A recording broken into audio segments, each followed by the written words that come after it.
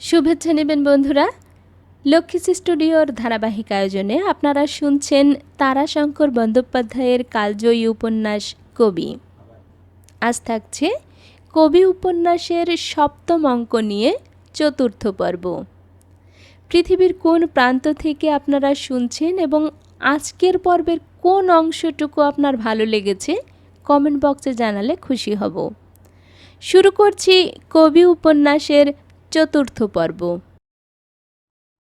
কালো কেশে রাঙা কুসুমের শোভা দেখিয়া গান রচনা করিয়া কবি হওয়া চলে, কিন্তু ও শোভা দেখিতে দেখিতে পথ চলা চলে না। নিতাই সত্য সত্য একটা হুচট খাইল, বিষম হুচট। পায়ের বুড়ো আঙ্গুলের নখটার চারিপাশ কাটিয়া রক্ত বাহির হইয়া পড়িল। সে ওই গানখানা ভাজিতে ভাজিতে চণ্ডীতলায় চলিয়াছিল। নির্জন পথ, বা হাতখানি গালের উপর রাখিয়া নিতাই বেশ উচ্চকণ্ঠে গান ধরিয়া চলিয়াছিল। মধ্যে মধ্যে ডান হাতের তর্জনী নির্দেশ করিয়া যেন কালো চুলে রাঙা কুসুমের শোভাটি কাহাকে দেখাইয়া দিতেছিল। যেন দ্রুতপদে ঠাকুরঝি তাহার আগে আগেই চলিয়াছে এবং তাহার রুক্ষ কালো চুলে রাঙা কৃষ্ণচূড়ার গুচ্ছটি ঝলমল করিতেছে। হঠাৎ আঙুলে হুচট খাইয়া বেচারি বসিয়া পড়িল। দুর্বল শরীরে চোট খাইয়া মাথা ঘুরিয়া গিয়াছে। এ কয়দিন নিতাই এখন একবেলা খাইতেছে, উপার্জন নাই। পূর্বের সঞ্চয় যাহা আছে সে অতি সামান্য, সে সঞ্চয় আবার দোকানে লাগাইতে হইবে। সেই জন্য নিতাই একবেলা খাওয়া বন্ধ করিয়াছে। একেবারে অপরাহ্ন বেলায় সে এখন কোনোদিন রাধে পায়েস, কোনোদিন খিচুড়ি। কথাটা সে রাজাকেও বলে নাই, ঠাকুরঝিকেও না। তাহারা জানিলে বিষম আপত্তি তুলিবে। রাজা হয়তো ৫-৭ টাকা ঝনাত করিয়া ফেলিবে, চালাও পানসি, বানাও খানা, ফিন দরকার হনেছে দেগা। রাজার মতো বন্ধু আর হয় না। এদিকে রাজা সত্যই রাজা। বিপ্রপদ যেসব নাম তাহাকে দিয়াছে তাহার প্রত্যেকটি এখন নিতাইকে পীড়া দেয়, কেবল একটি ছাড়া। সে নামটি হইল সভাকবি, রাজার সভাকবি। রাজার কাছে কোনো লজ্জাই তাহার নাই, কিন্তু রাজার স্ত্রী রানী নয়, সে রাক্ষসী। বাপরে, মেয়েটার জিভে কি বিষ! সর্বাঙ্গে যেন জ্বালা ধরাইয়া দেয়। মিলিটারি রাজা কঞ্চির আঘাতে মেয়েটার পিঠখানা ক্ষত বিক্ষত করিয়া দেয়, তবু তাহার জিভ বিষ ছাড়াইতে ছাড়ে না। সে পড়িয়া পড়িয়া কাঁদে আর অবিরাম গাল দিয়া চলে। মর্মচ্ছেদী জ্বালা ধরানো নিষ্ঠুর গালিগালাজ। পৃথিবীর উপরেই তাহার আক্রোশ। মধ্যে মধ্যে ট্রেনকেও সে অভিসম্পাদ দেয়। ট্রেনের সময় রাজা ডিউটি দিতে গেলে যদি তাহার রাজাকে প্রয়োজন হয়, তবে সে স্টেশনের মাস্টার হইতে গার্ড, ট্রেন সকলকেই গালিগালাজ দিতে আরম্ভ করে। সেই গালিগালাজগুলো স্মরণ করিয়া নিতাই দুঃখের মধ্যেও হাসিয়া ফেলে। রাজার বউয়ের গালিগালাজের বাঁধুনি বড় চমৎকার। কবিয়ালেরাও এমন চমৎকার বাঁধুনি বাঁধিয়া গালিগালাজ দিতে পারে না। কালই ট্রেনখানাকে অভিসম্পাদ দিতেছিল, পুল ভেঙে পড়ে জমের বাড়ি যাও। যে আগুনের আঁচে হাঁকিড়ে হাঁকিড়ে চলছ, এই আগুনের তাতে অঙ্গ তোমার গলে গলে পড়ুক। যে চাকায় গড়গড়িয়ে চলো, সেই চাকা মড়মড়িয়ে ভেঙে গুঁড়ো হয়ে যাক। যে চোঙার গলায় চিলের মতো চেঁচাও, সেই গলা চিরে চৌচির হোক। তুমি উল্টিয়ে পড়ো, পাল্টিয়ে পড়ো, নরকে যাও। বলিহারি বলিহারি, মহাদেবের আস্তাকুড়ের এঁটো পাতা কোথায় লাগে ইহার কাছে? রাজা অবসর পাইলেই নিতাইয়ের কাছে আসিয়া বসে, তাই তাহার আক্রোশ নিতাইয়ের উপর কিছু বেশি। রাজার অনুপস্থিতিতে নিতাইকে শুনাইয়া কোনো অনামা ব্যক্তিকে গালিগালাজ করে। সে হাসে। রাজার আর্থিক সাহায্য আর কিছুতেই লওয়া চলিবে না। রাজা দিতেও ছাড়িবে না, গোপনও করিবে না, এবং রানী জানিতে পারিবেই। সে জানিতে পারিলে আর রক্ষা থাকিবে না। কালই একটা কাণ্ড ঘটিয়া গিয়াছে। ঠাকুরজির চা খাওয়া রানী দেখিয়াছে। চা খাইতে খাইতে নিতাইয়ের রসিকতায় ঠাকুরজি খিলখিল করিয়া হাসিতেছিল। রাজার বউ বোধ হয় কোথাও যাইতেছিল। হাসির শব্দে সে উকি মারিয়া দুইজনকে একসঙ্গে দেখিয়া সঙ্গে সঙ্গেই মুখ সরাইয়া চলিয়া গিয়াছিল। ঠাকুরজি বেচারি মুহূর্তে যেন শুকাইয়া উঠিয়াছিল, তাহার সঙ্গে নিতাইও। পর মুহূর্তেই বাড়ির বাহিরে রাজার স্ত্রীর শ্লেষ তীক্ষ্ণ কণ্ঠ বাজিয়া উঠিয়াছিল, হাসিস না লো কালামুখী, আর হাসিস না, লাজে মরি গলায় দড়ি, লাজ বাসিস না। ঠাকুরঝির আর চা খাওয়া হয় নাই, চা জুড়াইয়া গিয়াছিল। জুড়ানো চা রাখিয়া সে এক ঘটি ঠান্ডা জল খাইয়া তবে বাড়ি ফিরিয়াছিল। হুঁচুটের ধাক্কাটা সামলাইয়া নিতাই কোনো মতে চণ্ডীতলায় আসিয়া উঠিল। চণ্ডীমাকে প্রণাম করিয়া সে মহন্তের সম্মুখে হাত জোড় করিয়া দাঁড়াইল। মহন্ত সস্নেহেই বলিলেন, এসো কবিয়াল নিতাই চরণ, এসো। নিতাই কৃতার্থ হইয়া গেল। সে মহন্তকে প্রণাম করিল। জয়স্তু। তারপর সংবাদ কি? আজ্ঞে প্রভু, আমাকে মেডেল দেবেন বলেছিলেন। মেডেল? আগে হ্যাঁ। আচ্ছা, সে হবে, পাবে। মহন্ত অকস্মাৎ উদাসীন হইয়া উঠিলেন। সহসা চণ্ডী দেবতার মহিমা উপলব্ধি করিয়া গম্ভীর স্বরে ডাকিয়া উঠিলেন, কালী কৈবল্যদায়িনী মা। নিতাই চুপ করিয়া বসিয়া রহিল। এমন ভাবাবেশের মধ্যে মহন্তকে আর বিরক্ত করিতে সাহস করিল না। কিছুক্ষণ পর ওদিকে চণ্ডীর দাওয়ার উপর একটা শব্দ উঠিল, ঠং। মহন্ত মুহূর্তে উঠিয়া পড়িলেন। ওদিকে চণ্ডীমায়ের মন্দিরে যাত্রী আসিয়াছে, বোধহয় একটা প্রণামী ছুড়িয়াছে। মহন্ত ফিরিয়া আসিতেই নিতাই সুযোগ পাইয়া আবার হাত জোড় করিয়া বলিল, বাবা। ভ্রু কুঞ্চিত করিয়া মহন্ত বলিলেন, বলেছি তো পরে হবে, আসছেবার মেলার সময় সমস্ত লোকের সামনে মেডেল দেওয়া হবে। নিতাই অত্যন্ত বিনয় করিয়া বলিল, আজ্ঞে বিদায় কিছু দেবেন না? বিদায়? টাকা? আজ্ঞে। মহন্ত সকৌতুকে কিছুক্ষণ নিতাইয়ের দিকে চাহিয়া রহিলেন। সে দৃষ্টির সম্মুখে নিতাইয়ের অস্বস্তির আর সীমা রহিল না। অকস্মাৎ মহন্ত কথা বলিলেন, ভালো রে ময়না, ভালো বলে শিখেছিস তো। টাকা, মায়ের স্থানে টাকা, গান গাইতে পেয়েছিস, সেইটাই ভাগ্য মানিস না? মহন্তের কথার সুরে যেন চাবুকের জ্বালা ছিল। সে জ্বালাই নিতাই চমকিয়া উঠিল। লজ্জার আর সীমা রহিল না তাহার। সত্যিই তো, গান গাহিতে পাইয়া সেই তো ধন্য হইয়া গিয়াছে, আবার টাকা চাই কোন মুখে?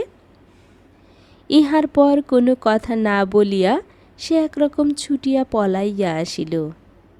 ফিরিবার পথে কিন্তু অকস্মাৎ তাহার চোখে জল আসিল। অকস্মাৎ মহাদেব কবিয়ালের ছড়াই মনে পড়িয়া গেল। সেদিন গানের আসরে মহাদেব বলিয়াছিল, আস্তা কুড়ে রেটো পাতা, স্বর্গে যাবার আশা গো। ঠিক কথা মহাদেব কবিয়াল, আস্তা কুড়ে রেটো পাতা স্বর্গে যায় না, যাইতে পারে না। কবিয়াল মহাদেব হাজার হইলে গুণী লোক, সে ঠিক কথাই বলিয়াছে। তাহার কবি হইবার আশা আর আস্তা কুড়ে রেটো পাতার স্বর্গে যাইবার আশা, এ দুই সমান।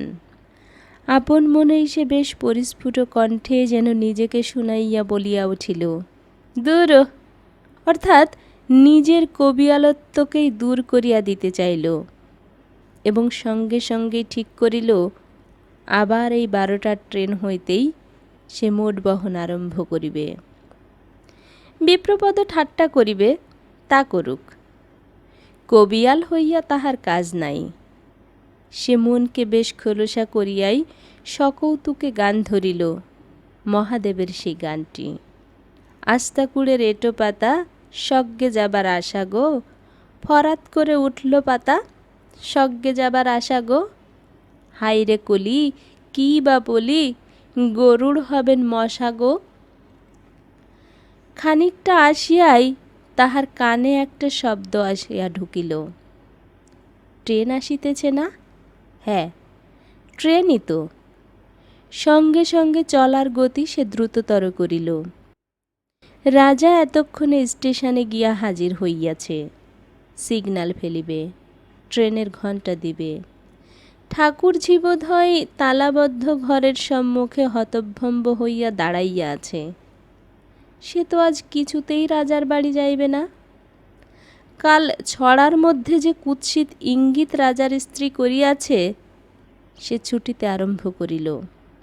হাঁপাইতে হাঁপাইতে সে যখন স্টেশনে আসিয়া পৌঁছিল, ট্রেনখানা তখন বিসর্পিল গতিতে সবে স্টেশন হইতে বাহির হইয়া যাইতেছে।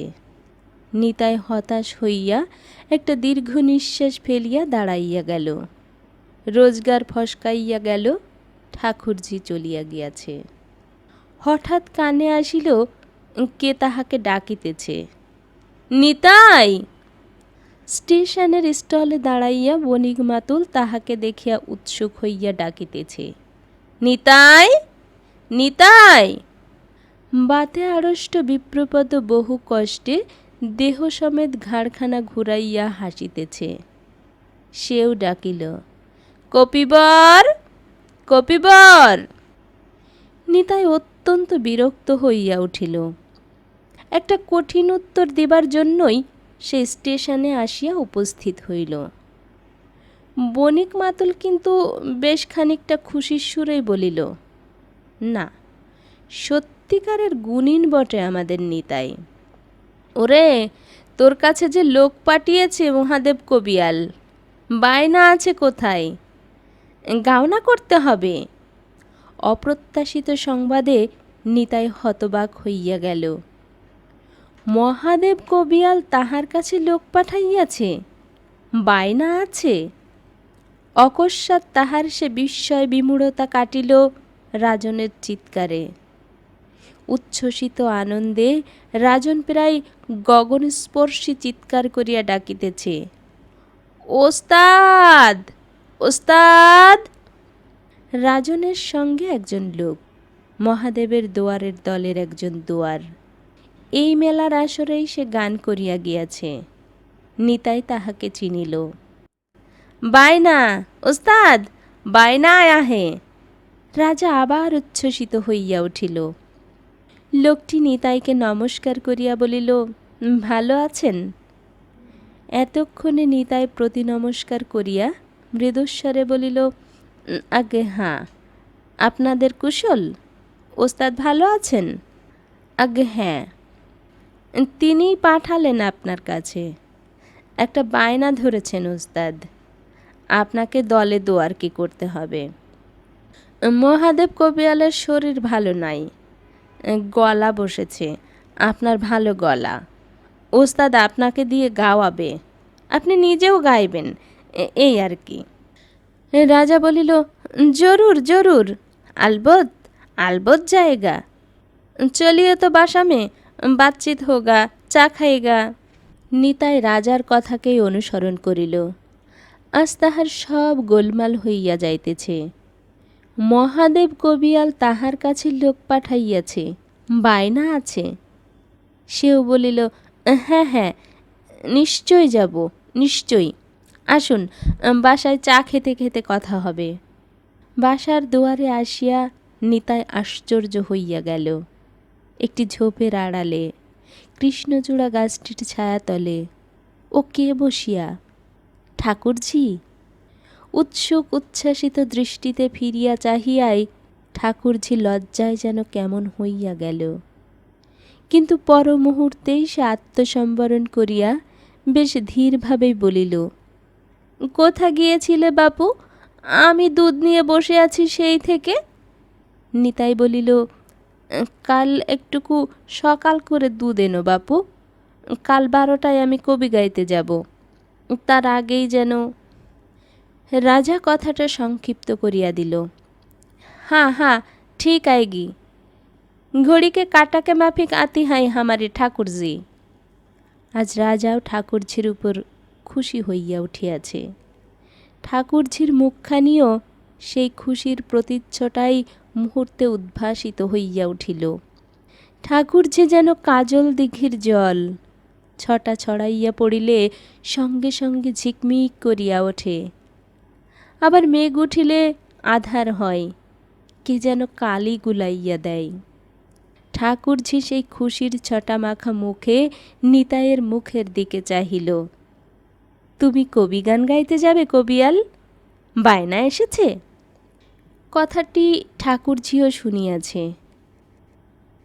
নিতাই ফিরিল 5 দিন পর। ট্রেন হইতে যখন সে নামিল, তখন তাহার ভোল পাল্টাইয়া গিয়াছে।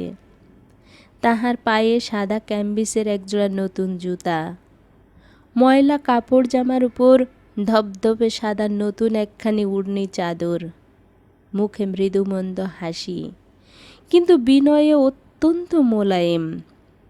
ট্রেনের সারা পথটা সে কল্পনা করিতে করিতে আসিতেছে। স্টেশন মাস্টার হইতে সকলেই তাহাকে দেখিয়া নিশ্চয় বিস্মিত শ্রদ্ধার সঙ্গে সম্ভাষণ করিয়া উঠিবে। এই যে নিতাই, আরে বাপ রে, চাদর জুতো, এই যে বাপ রে, তোকে চেনাই যায় না রে। উত্তর নিতাই ঠিক করিয়াই রাখিয়াছিল। আগে চাদরখানা বাবুরা শিরোপা দিলেন, আর জুতো জোড়াটা কিনলাম। শিরোপার কথাটা অবশ্য মিথ্যা। জুতা চাদর দুই নিতাই নগদ মূল্যে খরিদ করিয়াছে। গেরুয়া না পরিলে সন্ন্যাসী বলিয়া কেহ স্বীকার করে না, ভেক নহিলে ভিক মিলে না, চাদর না হইলে কবিয়ালকে মানায় না। নগ্নপজ্জনকে পদবী মানুষ সহজে স্বীকার করিতে চায় না, তাই নিতাই পাদুকা ও চাদর কিনিয়াছে। স্টেশনে নামিয়া প্রত্যাশা ভরে মুখ ভরিয়া বিনীত অথচ আত্মপ্রসাদপূর্ণ হাসি হাসিয়া সে সকলের মুখের দিকে চাহিল, কিন্তু তাহার মুখের দিকে চাহিয়া দেখিয়াও কেহ যেন তাহাকে দেখিল না। সম্ভাষণ দূরের কথা, কেহ একটা প্রশ্নও করিল না। যে প্রশ্ন করিবার একমাত্র মানুষ, সে তখন ইঞ্জিনের কাছে কর্তব্যে ব্যস্ত ছিল। মালগাড়ি শান্টিং হইবে। গাড়ি কাটিয়া রাজা ইঞ্জিনে চড়িয়া হাঁক মারিতেছিল, এই হট যাও, এই বুড়বক, হটো হটো হটো। নিতাইয়ের মনটা উদাস হইয়া গেল। মানুষ বৈরাগ্য ভরে যেমন জনতাকে জনবসতিকে পাশ কাটাইয়া পথ ছাড়িয়া অপথে সকলের অলক্ষিতে অগোচরে চলিয়া যায়, তেমনিভাবেই সে স্টেশনের মেহেদির বেড়ার পাশের অপরিচ্ছন্ন স্থানটা দিয়া স্টেশন অতিক্রম করিয়া আসিয়া উঠিল আপনার বাসার দুয়ারে। মনটা তাহার মুহূর্তে উদাস হইয়া গিয়াছে। শুধু মনই নয়, সারা দেহেই যেন সে গভীর অবসন্নতা অনুভব করিতেছে।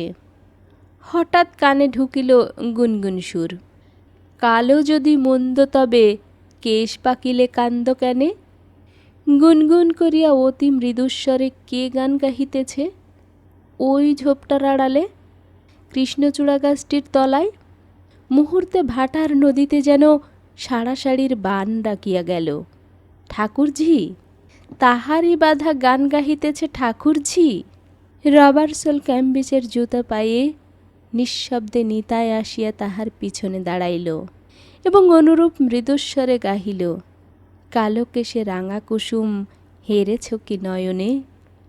ঠাকুরঝি চমকিয়া উঠিয়া দাঁড়াইল সচকিত বন্য কুরঙ্গীর মতো। বাবারে, কে গো? পর মুহূর্তেই সে বিস্ময়ে নির্বাক হইয়া গেল। কবিয়াল! নিতাইয়ের মুখ ভরিয়া আবার হাসি ফুটিয়া উঠিল। পরম স্নেহভরে সে ভক্ত অনুরাগিনীটিকে বলিল, এসো, চা খেতে হবে একটু। ঘরে আসিয়া নিতাই চাদরখানি গলা হইতে খুলিয়া রাখিতে গেল, কিন্তু বাধা দিয়া ঠাকুরঝি বলিল, খুলো না, খুলো না, দাঁড়াও, ভালো করে দেখি। ভালো করিয়া দেখিয়া ঠাকুরঝি বলিল, আচ্ছা সাজ হইছে বাবু, ঠিক কবিয়াল কবিয়াল লাগছে, ভারী সুন্দর দেখাইছে। নিতাই বলিল, বাবুরা শিরোপা দিলে চাদরখানা, মেডেল মেডেল দেয় নাই? সে আসছে বার দেবে। মেডেল কি দোকানে তৈরি থাকে ঠাকুরঝি? তা চাদরখানাও আচ্ছা হইছে। তুমি বুঝি খুব ভালো গায়ন করেছ লয়? হাস্যোদ্ভাসিত মুখে কহিল, খুব ভালো। কালো যদি মন্দ তবে গানখানাও গেয়ে দিয়েছি। সঙ্গে সঙ্গে কালো মেয়েটির মুখখানিও কেমন হইয়া গেল, চোখের পাতা দুইটা নামিয়া আসিল, সে দুইটা যেন অসম্ভব রকমের ভারী হইয়া উঠিয়াছে। নত চোখে সে বলিল, না বাপু, ছি, কি ধারার নোক তুমি? নিতাই হাসিয়া বলিল, দাঁড়াও দাঁড়াও, ভুলেই গিয়েছিলাম একেবারে। কি? চোখ বোঝো দেখি, তা নইলে হবে না। কেনে? আহ, বোঝোই না কেন চোখ? তারপর চোখ খুললেই দেখতে পাবে। ঠাকুরঝি চোখ বন্ধ করিল, কিন্তু তবু সে তাহারই মধ্যে মিটিমিটি চাহিয়া দেখিতেছিল। নিতাই পকেটে হাত পুরিয়াছে। ও কি, তুমি দেখছো? নিতাই ঠাকুরঝির চাতুরি ধরিয়া ফেলিল। বোঝো, খুব শক্ত করে চোখ বোঝো। পরক্ষণেই ঠাকুরঝি অনুভব করিল তাহার গলায় কি যেন ঝুপ করিয়া পড়িল। কি? চকিতে চোখ খুলিয়া ঠাকুরঝি দেখিল সুতোর মতো মিহি, সোনার মতো ঝকঝকে একগেছি সুতাহার তাহার গলায় তখনও মৃদু মৃদু দুলিতেছে। ঠাকুরঝি বিস্ময়ে আনন্দে যেন বিবশ ও নির্বাক হইয়া গেল। সোনার? না, সোনার নয়, কেমিক্যালের। সোনার আমি কোথায় পাবো বলো? আমি গরিব, অনেক দামি। ঠাকুরঝির অন্তর তারস্বরে বলিয়া উঠিল, তা হোক, তা হোক, এ সোনার চেয়েও অনেক দামি। হারখানির ছোঁয়ায় বুকের ভেতরটা তাহার থরথর করিয়া কাঁপিতেছে, বসন্ত দিনে দুপুরের বাতাসে অশ্বত্থ গাছের নতুন কচি পাতার মতো। ওস্তাদ, ওস্তাদ! রাজা আসিতেছে। ট্রেনখানি চলিয়া গিয়াছে। ডিউটি সারিয়া রাজা স্টেশনের প্ল্যাটফর্ম হইতে হাঁকিতে হাঁকিতে আসিতেছে। ঠাকুরঝি চমকিয়া উঠিল, সঙ্গে সঙ্গে নিতাইও চকিত হইয়া উঠিল। মুহূর্তে ঠাকুরঝি গলার সুতাহারখানি খুলিয়া ফেলিল, শঙ্কিত চাপা গলায় বলিল, জামাই আসছে। নিতাইও যেন কিংকর্তব্য বিমূঢ় হইয়া গেল। তাহলে? পর মুহূর্তেই সে ঘর হইতে বাহির হইয়া গেল। তখনও তাহার গলায় চাদর, পায়ে জুতা। খানিকটা আগাইয়া গিয়াই সে সবিনয়ে রাজাকে নমস্কার করিয়া বলিল, রাজন, আপনার শরীর কুশল তো? রাজার চোখ বিস্ময়ে আনন্দে বিস্ফোরিত হইয়া উঠিল। আরে বাপরে বাপরে, গলামে চাদর? বাধা দিয়া নিতাই বলিল, শিরোপা। শিরোপা? হ্যাঁ, বাবুরা গান শুনে খুশি হয়ে দিলেন। হ্যাঁ হ্যাঁ, আরে বাপরে বাপরে। রাজা নিতাইকে বুকে জড়াইয়া ধরিল, তারপরে বলিল, আও ভাই কবিয়াল, আও। কোথায়? আরে আও না। সে তাহার হাত ধরিয়া টানিতে টানিতে লইয়া গেল বণিক মাতুলের চায়ের দোকানে। মামা, বানাও চা, লে আও মিঠাই। বেনে মামাও অবাক হইয়া গেল নিতাইয়ের পোশাক দেখিয়া। বাতে পঙ্গু বিপ্রপদ অন্যদিকে চাহিয়া বসিয়াছিল।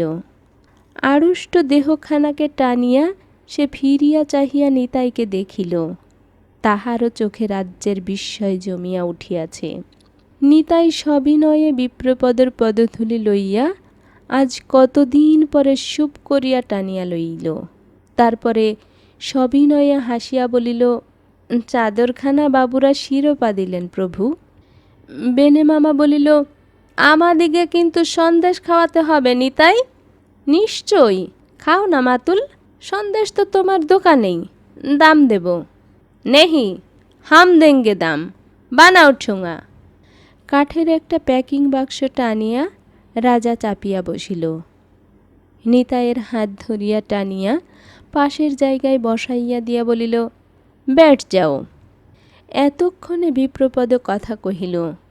সে আজ আর রসিকতা করিল না, ঠাট্টাও করিল না, সপ্রশংস এবং সহৃদভাবেই বলিল, তারপর গাওনা কীরকম হলো বলো দেখি নিতাই। নিতাই উৎসাহিত হইয়া উঠিল। বিপ্রপদকে সে আজ জয় করিয়াছে।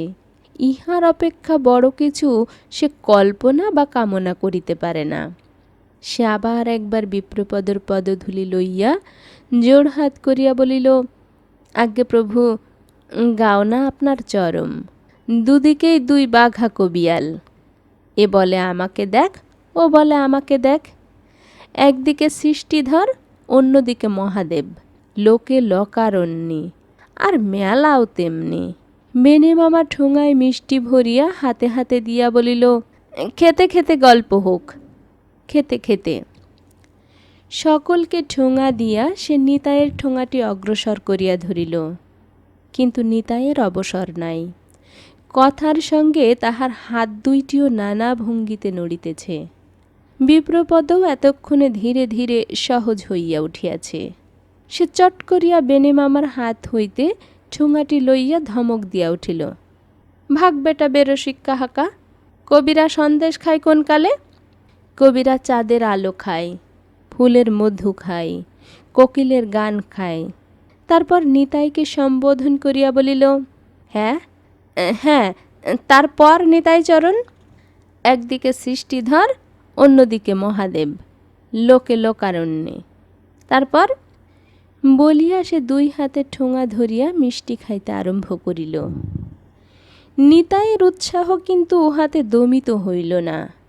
সে সমান উৎসাহেই বলিয়া গেল, একদিন বুঝলে প্রভু, মহাদেবের নেশাটা খানিকটা বেশি হয়ে গিয়েছিল। সেদিন মহাদেব হয়েছে কেষ্ট, সৃষ্টিধর রাধা। সৃষ্টিধর তো ধোঁয়া ধরলে, কালোটিকেই আগুন লেগেছে, তোরা দেখে যা গো সাধের কালাচাঁদ। গালাগালির চরম করে গেল। ওদিকে মহাদেব তখন বমি করছে, দোয়াররা সব মাথায় জল ঢালছে। আমি সেই ফাঁকে এসে ধরে দিলাম ধুয়ো। কালো যদি মন্দ, তবে কেশ পাকিলে কান্দ কেনে? বাস, বুঝলেন প্রভু? বাবু ভাই থেকে আরম্ভ করে সে একেবারে বলিহারি রব উঠে গেল। সঙ্গে সঙ্গে শিরোপায়ে চাদরখানা গলার উপর ঝপাং করে এসে পড়ল। কথাটা সত্য। নিতাই ধোঁয়াটা ধরিয়াছিল এবং লোকে সত্যই ভালো বলিয়াছে, কিন্তু শিরোপার কথাটা ঠিক নয়। তবে শিরোপা পাইলে অন্যায় হইত না। নিতাই মেলায় গাওনা করিয়াছে ভালো। তাহার সুমিষ্ট কণ্ঠস্বর এবং বিচিত্র বিচার দৃষ্টি একটা নতুন স্বাদের সৃষ্টি করিয়াছিল। সত্যই তো, কালো যদি মন্দই হবে, তবে কালো চুলে সাদা রং ধরিলে মন তোমার উদাস হইয়া ওঠে কেন? নিতাই বারবার এই প্রশ্নটির জবাব চাহিয়াছিল। সৃষ্টিধর খ্যাতিমান কবিয়াল, সে মানুষকে জানে এবং চেনে। সে এ প্রশ্নের জবাব রসিকতা করিয়া উড়াইয়া দিতে চাহিয়াছিল। গাহিয়াছিল, কালো যদি মন্দ, তবে কেশ পাকিলে কাঁদি কেনে? কাঁদি না রে, কলপ মাখি, না হয় বউ তুলে দেয় হ্যাচকা টানে। লোকে খুব হাসিয়াছিল বটে, কিন্তু ওই অদ্ভুত প্রশ্নটির অন্তর্নিহিত সকৌতুক বিষণ্ন তত্ত্বটি কাহারও মন হইতে মুছিয়া যায় নাই।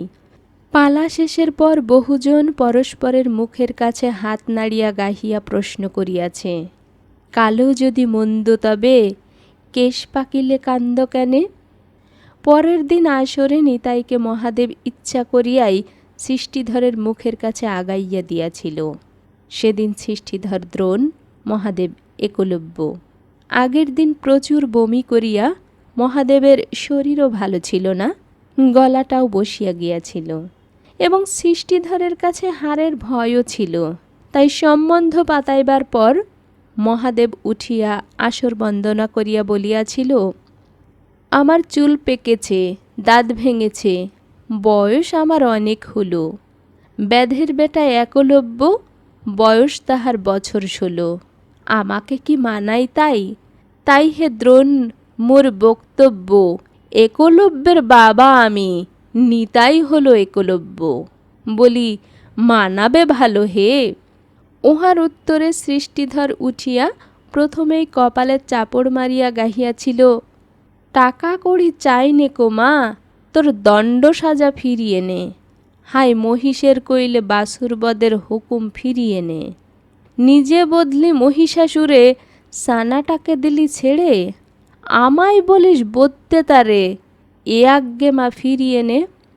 তাহার পর মহাদেব এবং নিতাইকে জড়াইয়া গালাগালির আর আদি অন্ত রাখে নাই সৃষ্টিধর। মূল সুর তাহার ওই। নিতাই যদি মহাদেবের পুত্র হয়, তবে তাহারা অন্তজ ব্যাধ নয়, তাহারা অসুর। মহাদেব বেটা মহিষাসুর, আর নিতাইটা মহিষাসুরের বাচ্চা। হাই অসুরের শ্বশুর বাড়ি, ঠিক ঠিকানা নাই। গরুর পেটে হয় দামড়া, গায়ে তাহার বাঘের চামড়া। বিধাতা সে অধবদন, এ বেটা ঠিক তাই। সে যেন নিষ্ঠুর আক্রোশে কোপাইয়া কুচি কুচি করিয়া কাটা। মহাদেবও অধবদন হইয়াছিল। ভাঙা গলা লইয়া জবাব দেবার তাহার উপায় ছিল না। কিন্তু নিতাই দমে নাই। সে উঠিয়া গান ধরিয়া দিয়াছিল অকুত ভয়ে। তাহার আর হার জিতের ভয় কি? সে গান ধরিয়াছিল, ভাগুপুত্র দ্রোণ ব্রাহ্মণ, তোমার কাণ্ড দেখে অবাক হে। মহাশয়গণ, আমাকে উনি জন্তুপুত্র বলে গাল দিলেন, কিন্তু ওর জন্মভাণ্ডে মাটির কলসিতে। নারিকেলে নিন্দা করেন, ও কুসুটে গুবাক হে, মানে সুপুরি, মশাই সুপুরি। কিন্তু আর জোগায় নাই। ইহার পরে সে উল্টো পথ ধরিয়াছিল। নিজেই হার মানিয়া লইয়া মার খাওয়ার লজ্জাকে লঘু করিয়া লইতে চেষ্টা করিয়াছিল, ছড়া ধরিয়াছিল, ব্রাহ্মণ প্রধান ওহে দ্রোণাচার্য, গুরু হয়ে তোমার এ কি অন্যায় কার্য। আমি একলব্য নহি, সভ্য ভব্য, না হয় ব্যাধের ছেলে, বনে আমার রাজ্য। কিন্তু তোমার শিষ্য কহি সত্য ন্যায্য, 10 সাক্ষাতে পা নিলাম মাথাতে। বলিয়াই সৃষ্টিধরের পায়ের ধুলা মাথায় লইয়া বলিয়াছিল, এখন রণং দেহি হার জিত হোক ধার্য।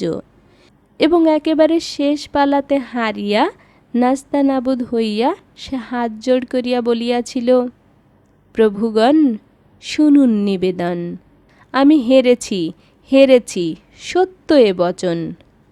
হেরেই কিন্তু হয় সার্থক জীবন। সৃষ্টিধর বলিয়া উঠিয়াছিল, নিশ্চয় নিশ্চয়। তাহার কারণ, মুন্ডু কাটা যায় ধুলাতে গড়ায়, জীব বাহির হয় উল্টায় নয়ন। এবং নিজেই জীব বাহির করিয়া চোখ উল্টাইয়া ভঙ্গি করিয়া অবস্থাটা প্রকট করিয়া দেখাইয়া দিয়াছিল। লোকে হো হো করিয়া হাসিয়া প্রায় গড়াইয়া পড়িয়াছিল। নিতাই এই হাসির রোলের উপরও এক টান ছাড়িয়াছিল। আহা আহা!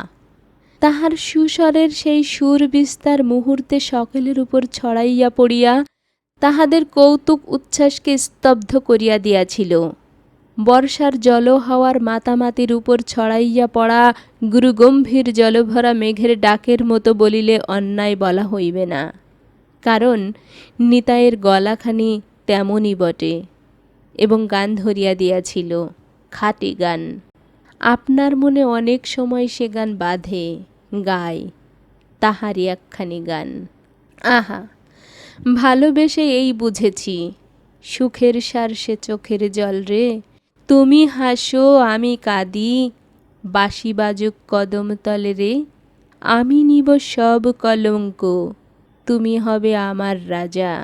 হার মানিলাম, হার মানিলাম দুলিয়ে দিয়ে জয়ের মালা তোমার গলে রে, আমার ভালোবাসার ধনে হবে তোমার চরণ পুজো।